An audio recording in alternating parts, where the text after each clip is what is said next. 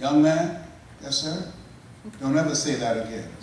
Someone's opinion of you does not have to become your reality. That's right. That was a turning point in my life. On one hand, I was humiliated. But on the other hand, I was liberated.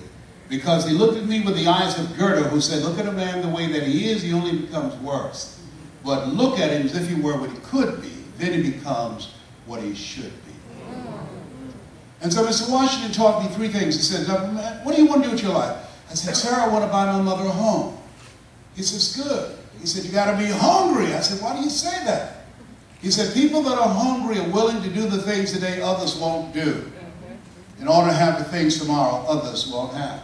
He said, you don't get in life what you want, you get in life what you are.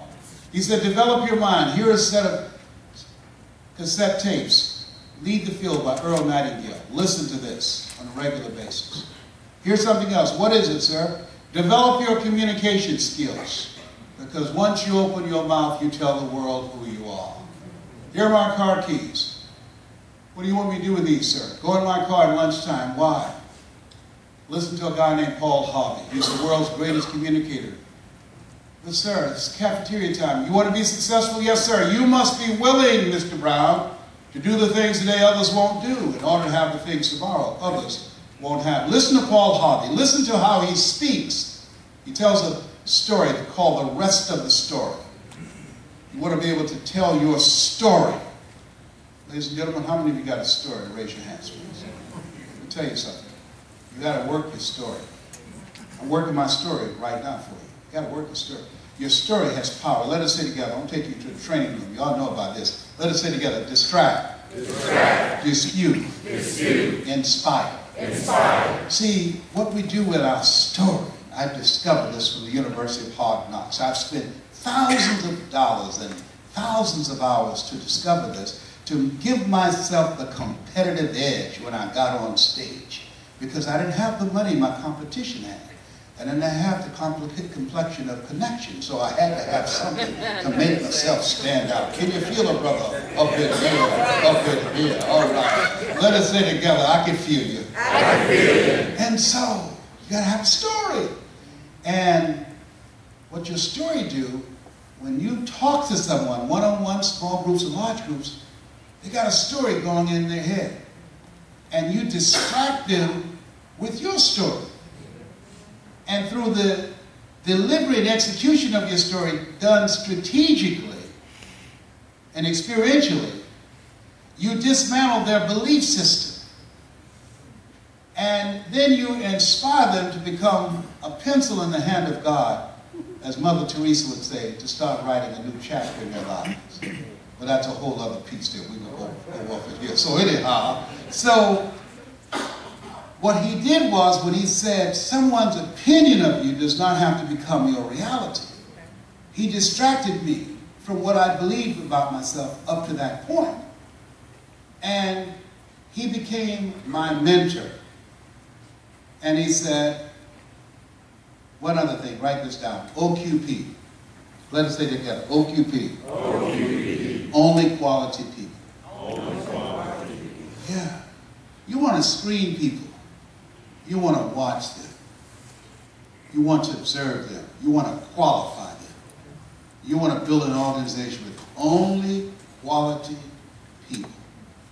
Dr. Dennis Kimbrough out of Atlanta said, if you're the smartest one in your group, you need to get a new group. You got to surround yourself with only quality people. Develop your mind, develop your communication skills, and practice OQP. And so I did what he told me to do. I was coachable. Write this down. You got to be coachable. You got to be coachable. Because you don't know what you don't know. You got to be coachable. Many of us fail in life because we don't know what we don't know, and we think we know. I've left thousands of dollars on the table because I didn't know that I didn't know, and I thought I knew. And once I became coachable, everything changed. And so he said, Mr. Brown, I said, yes, sir. He said, I've done everything I could for you, young man. He said, you want to be a disc jockey? I said, yes, sir. He said, well, you got to go out and face the music. I said, yes, sir. I went to WMBM radio station on Miami Beach. Milton Butterball Smith was the program director, Milton Butterball Smith. Hello, Mr. Butterball. How are you, sir? My name is Les Brown, sir. I'd like to be a disc jockey. Young man, you have any journalism in your background? No, sir, I don't. You have any experience in broadcasting? No, sir, but let me audition for you, sir. Let me show you how good I am. He says, no, we don't have any job for you. How many have been rejected? Raise your hands, please. I was devastated with rejection. I went back and said, Mr. Washington. They said no. He said, don't take it personally. Most people are so negative, they have to say no 7 times before they say yes. He said, you got to be hungry. Go back again. I said, yes, sir. I went back again. Hello, how are you, Mr. Butterball? My name is Les Brown, sir. I'd like to be a disc jockey. Young man, weren't you here yesterday? Yes, sir, I was. Didn't I tell you no yesterday? Yes, sir, you did. Why are you back today? Well, sir, I didn't know whether or not somebody was laid off or somebody was fired, sir. Nobody was laid off or fired. Now, don't you come back here again. I came back the next day. Hello, Mr. Butterball. How are you, sir? My name is Les Brown, sir. I'd like to be a disc jockey. So I know what your name is. Weren't you here the last 2 days? Yes, sir. Didn't I tell you no the last 2 days? Yes, sir. Then why are you back today? Well, sir, I don't know whether or not someone got sick or someone died, sir. No one got sick or died. No one was laid off or fired. Now, don't you come back here again. I came back the next day, talking loud, looking happy, like I seen you for the first time. I said, hello, Mr. Butterball. How are you? And he looked at me with rage. He said, go get me some coffee. I said, yes, sir. My favorite book says, the greatest among you will be your servant. How many of you are serious about reaching your goals? Raise your hands, please. Very good. Write this down. Provide more service than you get paid for. Provide more service than you get paid for. In this business, you got to listen to people. You got to ask them questions. Don't advance with the business. Find out their story. What drives them? What stresses them out? What keeps them up at night?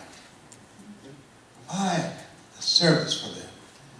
I would go get lunch and dinner for the disc jockeys, serve them their coffee, not go in the control room looking at them, working their hands, knowing my time will come. When you go to the conventions and you see people coming up on stage and receiving awards, you must know your time will come. Say, my time will come. My time will come. And then on the weekends, they go out to the parking lot. The cars be clean inside out.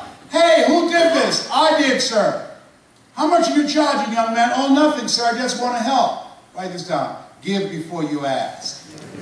Give before you ask. How's building relationships with them? People do business with people they know, like, and trust. Look here.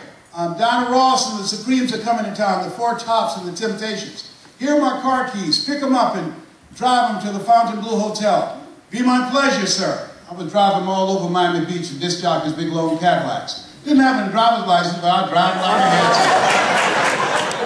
to. Then one day, a Saturday afternoon, a disc jockey by the name of Rockin' Roger was drinking while he was on the air. Rockin' Roger got so drunk, he could not complete the show. He began to slur his words. He was about to fall off the chair. It was a Saturday afternoon. I was the only one there, looking at him through the control room window, walking back and forth, young, ready, and hungry. I was saying, drink, rock, drink. Drink, rock, I'm going to get him some more if it asks me to. Then pretty soon the phone rang. There was a general manager, and I answered the phone. I said, hello? He said, this is Mr. Klein. I said, I know. He said, Rock can't finish the program. I said, I know.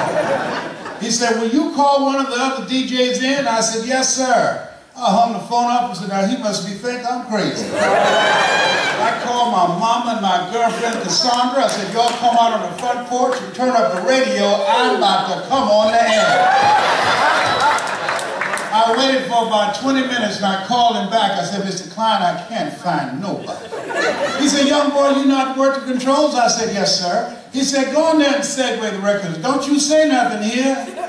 I said, yes, sir.